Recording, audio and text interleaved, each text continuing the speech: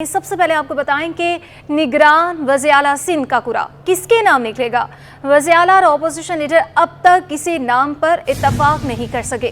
मुराद अली शाह और राना अंसार आज फिर बैठक लगाएंगे। वज़ीर आला की पार्टी क़यादत से मुशावरत जारी है। ज़राए के मुताबिक पीपी चेयरमैन बिल्कुल निगरान वज़ीर आला सिंध का कुरा किसके नाम निकलेगा। वज़ीर आला और अपोजिशन लीडर अब तक किसी के नाम पर इत्तफाक नहीं कर सकी है। मजीद बात करेंगे, आजिज़ जमाली हमारे साथ मौजूद हैं। आजिज़ अपडेट कीजिएगा। जी हाँ, देखिए सिंध में ये निगरान वज़ीर आला पे मुशावरत का अमल जारी है, राब्ते भी जारी हैं।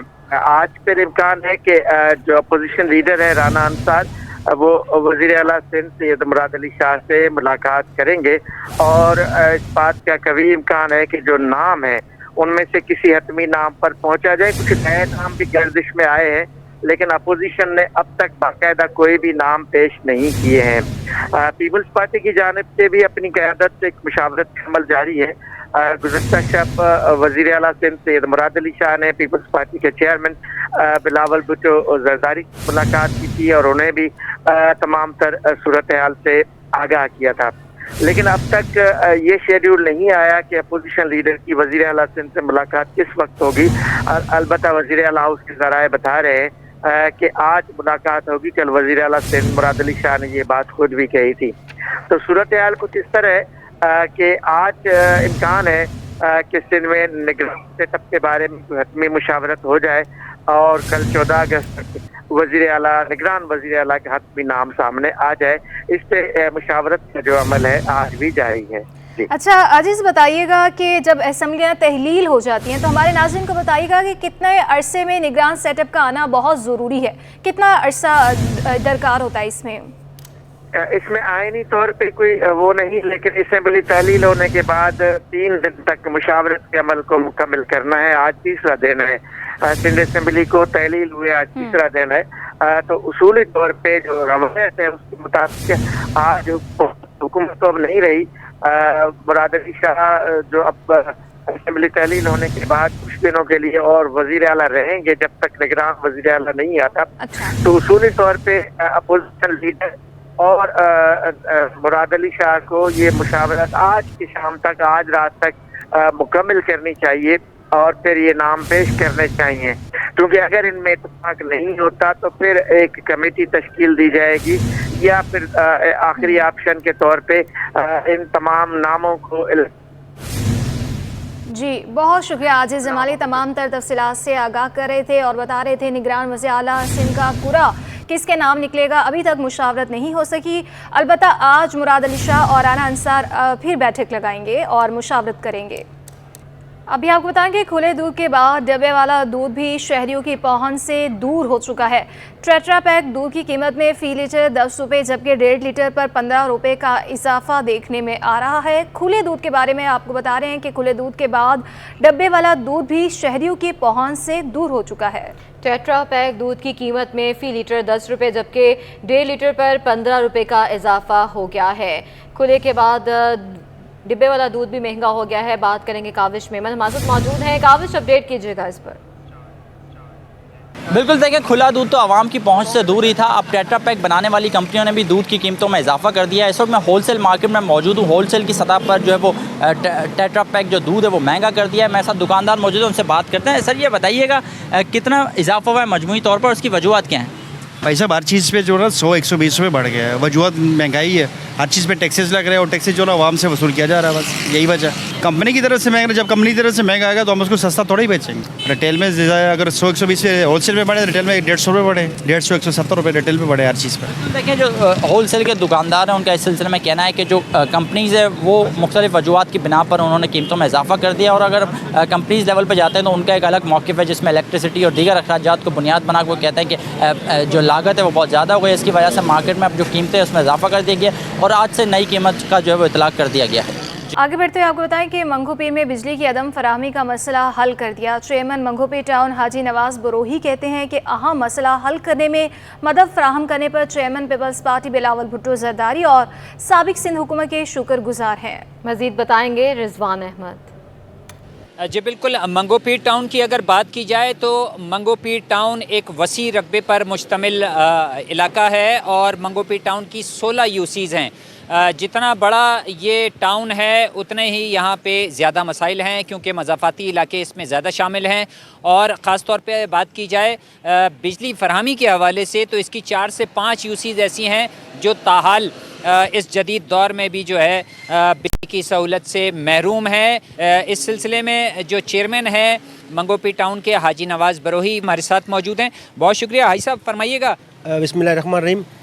सबसे पहले मैं आपको बताते चलूँ कि चेयरमैन बिलावल भुट्टो ज़रदारी साहब का जो वादा है कि कराची का जवाब 4 साल के बाद मुझसे लेना। बिजली जो है ना हमारा डोमेन में नहीं आता है, लेकिन हम मुसलसल इस पे कोशिश कर रहे हैं। बाकायदा हमारी एक मीटिंग हुई है सीएम साहब से और इंशाअल्लाह जो हमारी यहाँ पे छोटे छोटे कारखाने बने हुए हैं, जो लोग परेशान हैं, दूसरे ज़राए से जो ना अपने वो मुआशी ज़िंदगी गुजारते हैं, तो उनके लिए हम कोशिश कर रहे हैं कि यहाँ हमारी जो 4 से 5 यूसीओ में जो बिजली की महरूमी है, जो बुनियादी मसला है, तो वो हल करने की हम कोशिश कर रहे हैं और इंशाअल्लाह बहुत ही जल्द एक तोहफ़ा देंगे अपने मंगोपीर के टाउन के आवाम को। उसमें खुशखबरी जो है एक सूरज उजागर होगा। सोलर पैनल के ज़रिए बिजली की फराहमी होगी या के इलेक्ट्रिक को जो है वो फाल किया जाएगा? इस वक्त जो है के इलेक्ट्रिक थ्रू हम बिजली फराहम करेंगे। सबसे पहले UC1 से हम इफ्तिताह करेंगे। मुख्तलिफ एरियाज़ हैं, तो उसका मैं फिर आपको कह रहा हूँ सरप्राइज़ दूँगा इंशाल्लाह चंद ही दिनों में। UC1 में जो है बड़ा पसमानदगी है। वार्ड 1 जो है वहाँ पे कदीमी लोग वहाँ रहते हैं, वो ज़िंदगी की तमाम तकरीबन सहूलतों से महरूम है।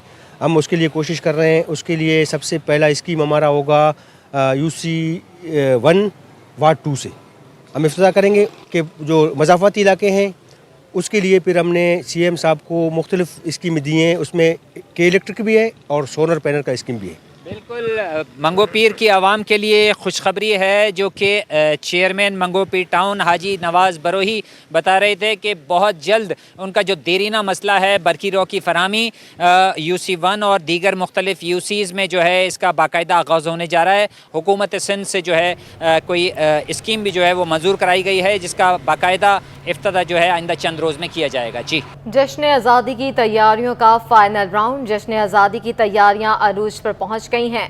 मुख्तलिफ इलाकों में खसूसी स्टॉल सज गए हैं। अहवाल जानते हैं हमारी नुमाइंदा अक्सा शाहिद से, मज़ीद तफसीलात भी जानेंगे। अभी आपको बताएं कि जश्न आज़ादी की तैयारियों का फ़ाइनल राउंड शुरू हो चुका है। जश्न आज़ादी की तैयारियां उरूज पर पहुंच चुकी हैं।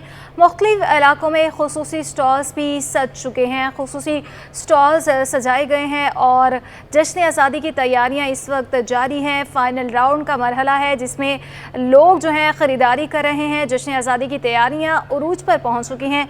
मुख्तलिफ इलाकों की अगर बात करें तो वहाँ पे खुसूसी स्टॉल्स भी सज गए हैं जहाँ पर बैजिस मिल रहे हैं और इस पर आवाज़ जान लेते हैं अक्सा शाहिद जो इस वक्त परचम गली में मौजूद हैं। अक्सा, बताइएगा लोग किस तरह से आज ख़रीदारी कर रहे हैं और किस तरह से तैयारियां जारी हैं लोगों की जानिब से? जी बिल्कुल, जश्न आज़ादी में सिर्फ एक दिन बाकी है। तैयारियां उरूज पर पहुंच गई हैं। मैं इस वक्त परचम गली में मौजूद हूं जहां परचम लहरा रहे हैं। छोटे से बड़े हर साइज़ के झंडे यहां पर मौजूद हैं। लोग अपनी ख़रीदारी में मसरूफ़ हैं। इस वक्त मेरे साथ एक खातून भी मौजूद हैं जो काफ़ी जो है ख़रीदारी की शौकीन नज़र आ रही हैं। अब बताइएगा अब तक क्या क्या ख़रीद लिया आपने? मैंने 2 सूट लिए हैं बच्चों के लिए परचम, अभी झंडियाँ लेने आई थी, मैं बैज लेने आई थी, बैलून लेने आई थी। अभी जाके घर को सजाऊंगी, बच्चों को दूंगी।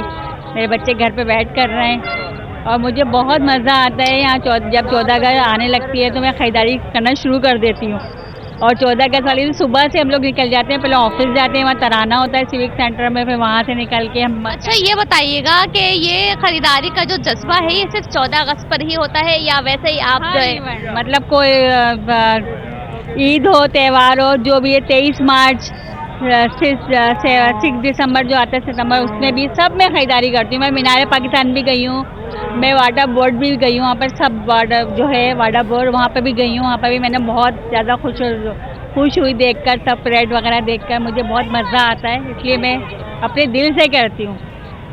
जी बिल्कुल, यकीनन लोग जो है वो काफ़ी जो है खुश नज़र आ रहे हैं 14 अगस्त के मौके पर। यहाँ पर जो है वो बाइक पे सवार शहर भी मौजूद है परचम गली में। सर बताइएगा, बाइक पे झंडा लगाया हुआ है, क्या पैगाम देंगे 14 अगस्त के मौके 14 अगस्त मनाने के लिए लगाया हुआ है। बहुत खुशी होती है 14 अगस्त जब आती है तो बहुत एंजॉय करा जाता है। सब चीज़ें हम लोग बच्चों के लिए ख़रीदने आते हैं यहाँ पे पाकिस्तान चौक पे। बहुत अच्छा लगता है मनाना, बहुत बेहतरीन खुशी होती है दिल से।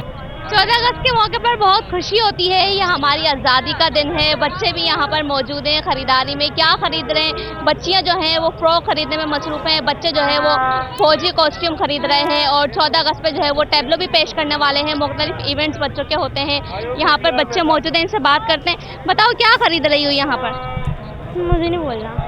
बच्चे जो है वो अपनी खरीदारी में यकीनन जो है वो मसरूफ़ है और इतना भी वक्त नहीं है कि हमें बता दें। आप बताओ क्या क्या खरीदा अब तक?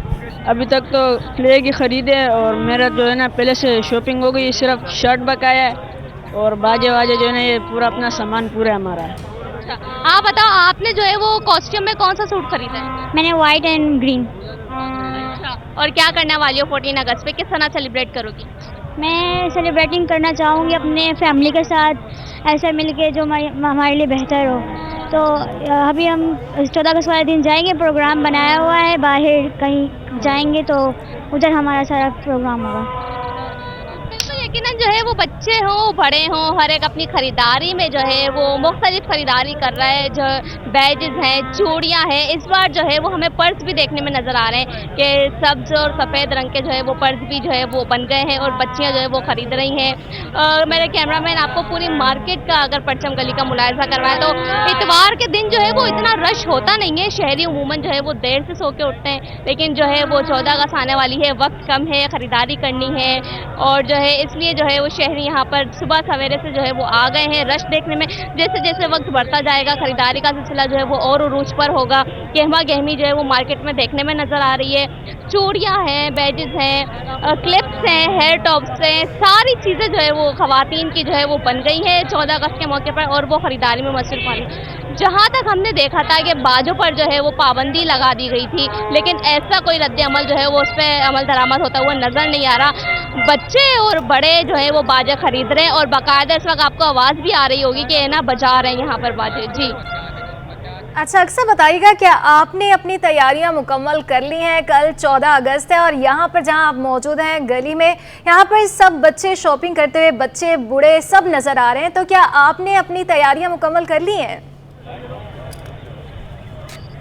जी बिल्कुल, जैसा कि ख़वातीन की ख़रीदारी जो है वो आखिरी मराहिल तक भी जो है वो मुकम्मल नहीं होती और बिल्कुल ऐसा ही जो है वो मेरे साथ भी है कि कुछ ख़रीदारी हो गई है और कुछ मेरी बाकी है, वो भी वक्फे वक्फे से जो है वो चलती रहेगी। इस वक्त जब मार्केट में मौजूद है, यकीनन जब मैं यहाँ से फ्री होंगी अपने असाइनमेंट से तो ज़रूर जो है मैं मार्केट का मुलायजा करूँगी और ज़रूर मुझे कोई ऐसी चीज़ नज़र आई कि वो मुझे ख़रीदनी है तो मैं ज़रूर ख़रीदूँगी। और साथ ही जो है अक़लियती बिरादरी की ख़वातीन भी जो है वो यहाँ पर जो है वो चूड़ियाँ लगाई हुई हैं और ख़रीदार बेच रही हैं। हैदराबाद से चूड़ियाँ लाई जाती हैं और यहाँ पर सेल की जाती हैं। शर्टें बच्चों की यहाँ पर मौजूद हैं, मुख्तलिफ ब्रेसलेट्स भी हैं और साथ ही जो है वो हेयर बैंड्स हैं, दुपट्टे मुख्तलिफ डिज़ाइन के हैं। यहाँ पर जितनी चीज़ें जो है वो बताई जाएँ यहाँ पर तो कम ही हैं।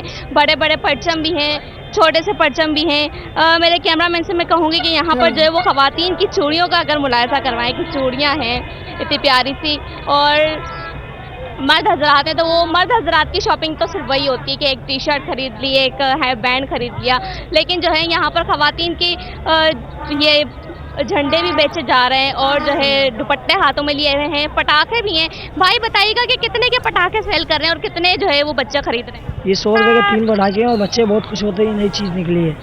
अच्छा, तो आप बताइएगा कि अब तक जो है वो कितने पटाखे आप बेच चुके हैं? अभी तो मैं आया हूँ, अभी एक डब्बा बिक चुका है। यकीनन एक डब्बा जो है वो बिक चुका है यहाँ पे पटाखों का और जो है काफ़ी ज़्यादा जो है वो रश नज़र आ रहा है। छोटी सी ये गली है और मुख्तलिफ ठेले लगे हुए हैं, नीचे भी स्टॉल्स लगे हुए हैं, इसी तरह जो है वो ख़रीदारी का सिलसिला चल रहा है। जी अच्छा अक्सा, हमने देखा है ख़बर भी ब्रेक कर चुके हैं कि बाजा सेल करने वाले और ख़रीदारी पर मुकम्मल पाबंदी आयद है, लेकिन यहाँ तो खुलेआम सेल जारी है और बड़े बड़े बाजे जो हैं वो बेचे जा रहे हैं, ख़रीदार भी बहुत हैं। ये क्या मामला है? जी बिल्कुल, ऐसा तो कराची में होता है कि पाबंदी लगाई जाती है और सख्त कार्रवाई का भी जो है वो हुक्म दिया जाता है। गली के जो एतराफ़ में जो है वो सिक्योरिटी के इंतजाम किए गए हैं, पुलिस की गाड़ियाँ खड़ी हुई हैं, लेकिन गली के अंदर जो है वो बाजे सेल भी किए जा रहे हैं और बजाए भी जा रहे हैं। जी ठीक है, बहुत शुक्रिया अपडेट करने के लिए।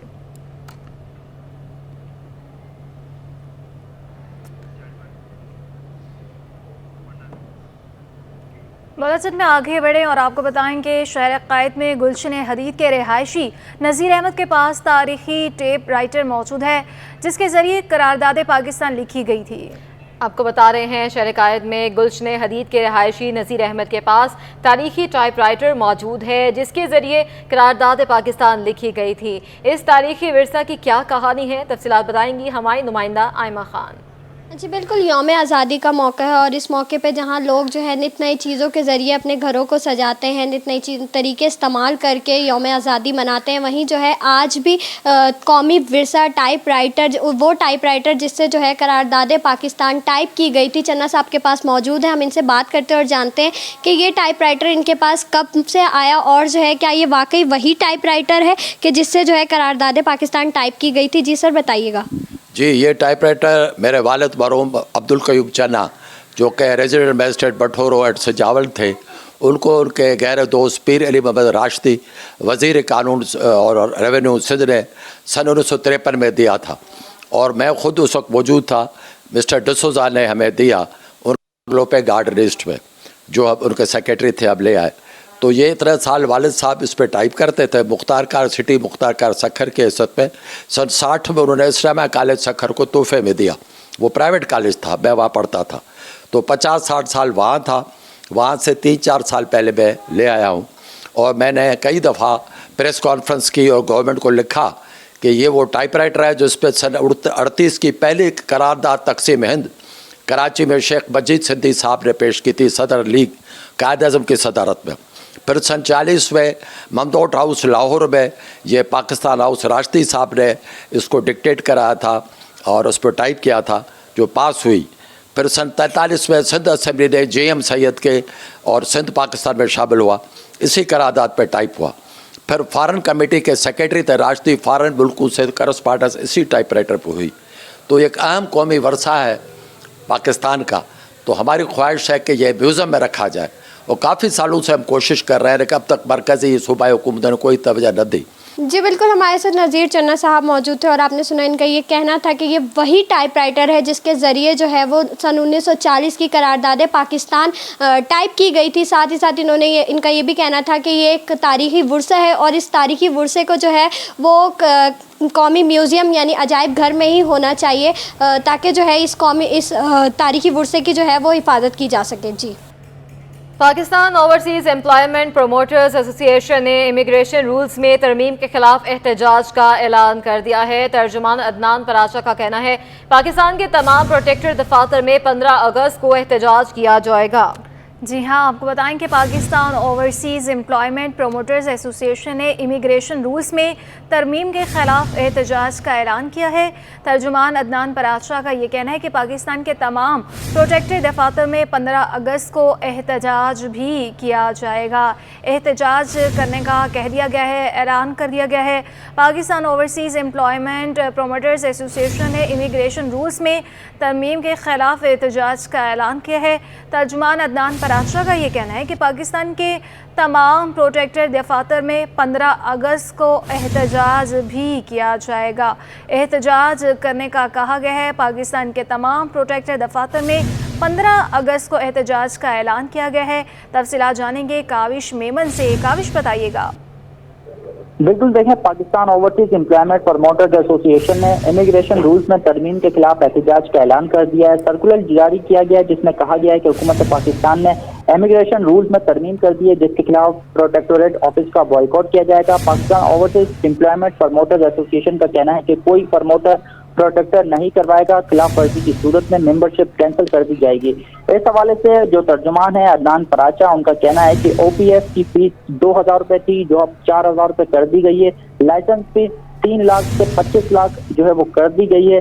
इसके साथ ही रेनुअल की फीस में भी जो है दुगना इजाफा कर दिया गया है। इस हवाले से जो Pakistan overseas employment promoters association के तर्जुमान है अदनान फराचा, उनका यह भी कहना है कि पाकिस्तान के तमाम प्रोडक्टर दफातर में 15 अगस्त को एहतजाज किया जाएगा। उन्होंने आर्मी चीफ और निगरान वजीर आजम से ये मुतालबा किया है कि हमारी सिफारिशात को देखा जाए। उन्होंने ये भी कहा कि बैरून मुल्क जाने वाले जो यूथ है उनको मुश्किलात का सामना होगा, ना सिर्फ उनको मुश्किलात का सामना होगा बल्कि जो मौजूदा सूरत हाल में जो प्रमोटर्स हैं और एसोसिएशन है वो तबाही के दिहाने तक पहुंच जाएगी। जी हमारे साथ ही मौजूद रहिएगा। Pakistan overseas employment promoter association ने इमिग्रेशन रूल्स में तरमीम के खिलाफ एहतजाज का ऐलान कर दिया है और इस हवाले से तर्जुमान अदनान फराचा का कहना है कि पाकिस्तान के तमाम प्रोटेक्टर दफातर में 15 अगस्त को एहतजाज किया जाएगा। अच्छा काविश, बताइएगा कि लाइसेंस की फ़ीस को 3 लाख से 25 लाख कर दिया गया, ये एक बहुत बड़ा इजाफा है। इसकी क्या वजह बताई जा रही है, तमाम फीसों में जो इजाफा किया जा रहा है?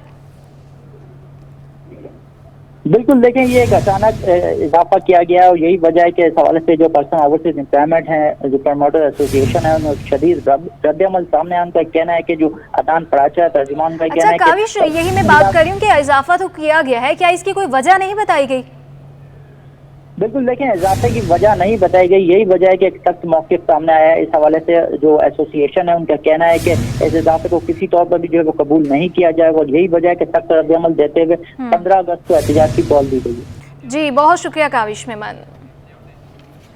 Pakistan overseas employment promoter association की जानिब से जो हमारी कंसर्न अथॉरिटीज़ ने जो इकदाम किया है जिसकी वजह से रिन्यूएबल की फीसेज है उनको भी डबल कर दिया गया। इस मौके पे हमने 15 अगस्त बरोज़ मंगल सुबह 10 बजे पाकिस्तान के तमाम प्रोटेक्टर ऑफिस के अंदर एहतजाज की कॉल दी है। हमारी लाइसेंस की फीस जो 3 लाख रुपए थी उसको 15 से 25 लाख। आगे बढ़ते हुए आपको बताएंगे सिंध सरकार ने 20 और 21 ग्रेड के 3 अफसरान की उखाड़ पिछाड़ कर दी, जिसका महकमे सर्विसेज जनरल एडमिनिस्ट्रेशन व कोऑर्डिनेशन ने नोटिफिकेशन भी बाकायदा तौर पर जारी किया है। सिंध सरकार ने 20 और 21 ग्रेड के 3 अफसरान की अखाड़ पछाड़ कर दी है, जिसका महकमा सर्विसेज जनरल एडमिनिस्ट्रेशन कोऑर्डिनेशन ने नोटिफिकेशन भी जारी कर दिया है। अपने नाज़रीन को बता रहे हैं सिंध सरकार ने 20 और 21 ग्रेड के 3 अफसरान हैं जिनकी अखाड़ पछाड़ कर दी है, जिसका महकमा सर्विसेज जनरल एडमिनिस्ट्रेशन कोऑर्डिनेशन ने नोटिफिकेशन जारी कर दिया है। बात करेंगे हमारे नुमाइंदे आज़ाद नोरियो से। जी आज़ाद।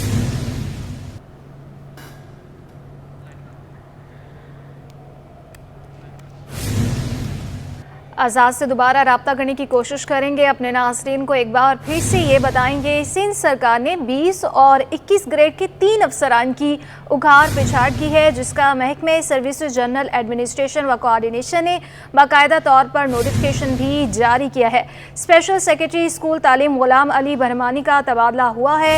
इसके अलावा आपको बताएं सेक्रेटरी जामियात और बोर्ड मोहम्मद मुरीद रहमो को भी ओहदे से हटाया गया है। महकमे सर्विसेज जनरल एडमिनिस्ट्रेशन व कोऑर्डिनेशन ने रिपोर्ट करने का भी हुक्म कर दिया है और इसी तरह सैयद खालिद हैदर शाह सेक्रेटरी जामियात और बोर्ड तैनात हो चुके हैं। सिंध सरकार ने 20 और 21 ग्रेड के 3 अफसरान की उखाड़ पिछाड़ की है, जिसका महकमे सर्विसेज जनरल एडमिनिस्ट्रेशन व कोऑर्डिनेशन ने बाकायदा नोटिफिकेशन जारी किया है। इस हवाले से बात करने के लिए आज़ाद नोहरियो हमारे नुमाइंदे हमारे साथ मौजूद हैं। आज़ाद, बताइएगा क्या वजह बताई जा रही है इसकी? जी बिल्कुल, सिंध सरकार ने 20 और 21 ग्रेड के 3 अफसरान की उखाड़ पछाड़ कर दी, जिसका महकमा सर्विसेज जनरल एडमिनिस्ट्रेशन व कोऑर्डिनेशन ने नोटिफिकेशन भी जारी कर दिया है। नोटिफिकेशन के मुताबिक सिंध में 21 ग्रेड के अफसर सेक्रेटरी जामियात और बोर्ड मोहम्मद मुरीद रहमो को ओहदे से हटाकर उनको महकमा सर्विसेज जनरल एडमिनिस्ट्रेशन व कोऑर्डिनेशन में रिपोर्ट करने का हुक्म दे दिया गया है, यानी ओवरसी बना दिया गया। जबकि 21 ग्रेड के एक और अफसर सेक्रेटरी सर्विसेज जनरल एडमिनिस्ट्रेशन व कोऑर्डिनेशन सैयद खालिद हैदर शाह का भी तबादला करके उनको सेक्रेटरी महकमा बराए जामियात और बोर्ड तैनात कर दिया गया है। जबकि 20 ग्रेड के अफसर स्पेशल सेक्रेटरी स्कूल तालीम गुलाम अली बरहमानी का भी तबादला करके उनको सेक्रेटरी महकमा बराए सर्विसेज जनरल एडमिनिस्ट्रेशन व कोऑर्डिनेशन तैनात कर दिया गया है। जी अच्छा आज़ाद, बताइएगा कि सिंध हुकूमत ने डायरेक्टर जनरल गोरखहिल तरक्याती अथॉरिटी नजमुद्दीन सहतो का तबादला करके नया डीजी मलिर तरक्याती अथॉरिटी तैनात किया है, इस हवाले से भी बताइएगा।